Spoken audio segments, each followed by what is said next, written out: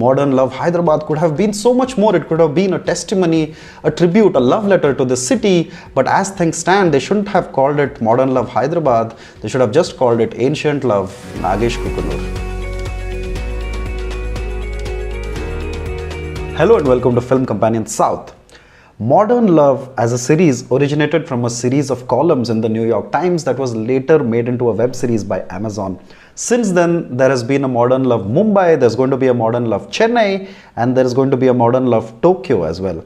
But we are here in Hyderabad and we will be discussing Modern Love Hyderabad, directed by Nagesh Kukunur, Uday Gurrala, Devika, Bahudhanam, and venkateshmaha.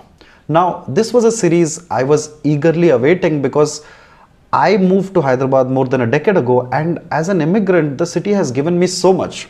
It's a city I love like an old friend, despite its niggles, its blemishes, and a smelly Hussain Sagar. Now, this won't be a typical review since there are 6 segments in the series. I shall be discussing them one after the other, but let's begin with some overall thoughts. Now, here's what I liked about the series. Modern Love Hyderabad manages to capture the cultural diversity of Hyderabad. There are stories across class, across gender, and social equations. Unlike the Mumbai edition, which barring I think 1 or 2 stories, the series generally took a heteronormative look at relationships. Modern Love Hyderabad, however, takes larger leaps of imagination. There's a story between a mother and daughter, a child and his amamma, and female friendships too. However, I have a major axe to grind with the makers of Modern Love Hyderabad. When you watch an anthology, you want to see different filmmakers display their crafts, their sensibilities. It's like an assortment of chocolates, of flavors, of beliefs, of crafts. However, what we get here is more or less the Nagesh Kukunur school of filmmaking. He's directed 3 in the series and he's written 5 of the stories. And so there is a homogeneity in the sensibility of the series. There isn't enough variety in the style or the aesthetics of the series. I mean, it is such a strange decision. It's like some guy in Bombay had a meeting and he went, oh, Hyderabad, right? Who is the pan-Indian filmmaker from Hyderabad? Nagesh Kukunur. Great, let's go. Hello, welcome to Amazon. Hello, sir. We need Kuncham Telangana acting. Oh, myself a very professional Telangana actor, sir. Telangana accent chala easy, sir. Prati padam mundu oka ga add cheste saripothundi, sir. For example, Gare, Amazon, Gakkadgadra, Gikkadkochi Potladu. How is it, sir? Yours servingly, Gagag Ganesh.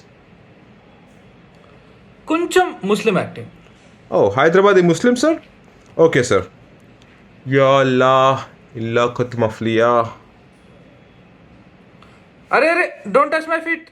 अरे क्या बैगन का बाता करे sir అరే నాకి character ఒక ముస్లిం క్యారెక్టర్లోకి దిగే ముందు ఒక నమాజ్ చేస్తుంది అంతే ఎలా ఉంది సార్ సార్ మీకు ఎలా నచ్చింది సార్ మీకు హైదరాబాద్ ముస్లిం క్యారెక్టర్ నచ్చిందా లేకపోతే తెలంగాణ క్యారెక్టర్ నచ్చిందా సార్ ప్లీజ్ చెప్పండి సార్ मेरे को घंटा तेलुगु आता है जेफ बीजोस का पैसा है मजे करो ठीक है sir And this is the series' biggest drawback. There are Muslim characters who regularly say Inshallah, Mashallah because they are Muslims. There are Telangana characters who speak in an exaggerated Telangana accent. There is the token shot of Charminar. There are shots of the Durgam Cheru bridge. It's all superficial. I mean, the series doesn't dig deeper into what makes Hyderabad Hyderabad. I mean, it speaks nothing of our laid-back nature, our quaint religious harmony, or our cultural quirks that exist in Hyderabad. Instead, we get a Nagesh Kukunur Film Festival. Anyway, here are the stories from the series and here are my thoughts. First up, we have this segment called About That Rustle in the Bushes, and that is directed by Devika, Bahudhanam and Ranjit Jha. Now, Ulka Gupta plays the daughter of Naresh. And she's a daddy's girl, but her father constantly follows her when she's out on dates to find her ideal life partner. However, the film chooses to delve deeper than the typical trope of the possessive father. It peels off layers slowly and it works if you decide to stick with it. Then there is another segment called Fuzzy Purple and Full of Thorns. This is again written and directed by Nagesh Kukunur.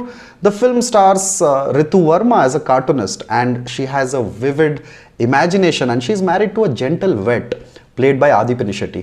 When she finds a pair of heels in her husband's cupboard, It kicks off a series of events. Now, Ritu Varma is back to her Pelli Chupulu aesthetics, if I can call it that, and Adi gets to display a soft, sensitive side. However, the story here begs the question, if that is enough conflict to carry on an entire episode, there is nothing modern or loving about the story. For decades, we have seen the cranky, suspicious wife, and this suspicion is always played off as cute. I don't know. Honestly, this one was the toughest for me to sit through. Then we have the story of Nitya Menon and Revathy, two competent actors in the story about a daughter and a mother. This one, in spite of the cast, didn't really work for me, and the ending left me unmoved, honestly. Then we have a segment that goes by the name "Why Did She Leave Me Here?" starring Suhasini Maniratnam and Naresh Agastya. Now, it tells the story of a man who revisits the orphanage he grew up in. Suhasini Maniratnam brings the heft of decades of experience into her role, and the ending is really touching in a classic Nagesh Kukunur manner. But yet again, how is this story modern? I don't get it. Let's move on to my second favorite in the series. This one was called Finding Your Penguin, directed by Venkateshmaha, again written by Nagesh Kukunur. Now, Komalee Prasad plays a microbiologist who is trying to find her ideal partner. She goes through peacocks and praying mantises and other creatures. Now, this one has a nice little nugget at the end. And while the depiction of female friendship was novel, it was missing the Maha touch, probably because he didn't write it himself. And finally, there is a one that I really enjoyed. That one was called What Clown Wrote the Script, directed by Uday Gurrala. Now, this was the one I was the most hesitant to watch because it features one of the leads as a stand-up comedian. But Uday Gurrala and Malavika Nair are not trying to ape anybody. They're not going for the punchlines. Instead, they're going for a soft, realistic portrayal. Abijeet plays a TV producer who is tired of his job, but it is Malavika Nair who is outstanding as the ambitious, free-spirited, but sensitive stand-up comedian. It is a series that boasts a lot of performances, but hers is the one that truly stands out.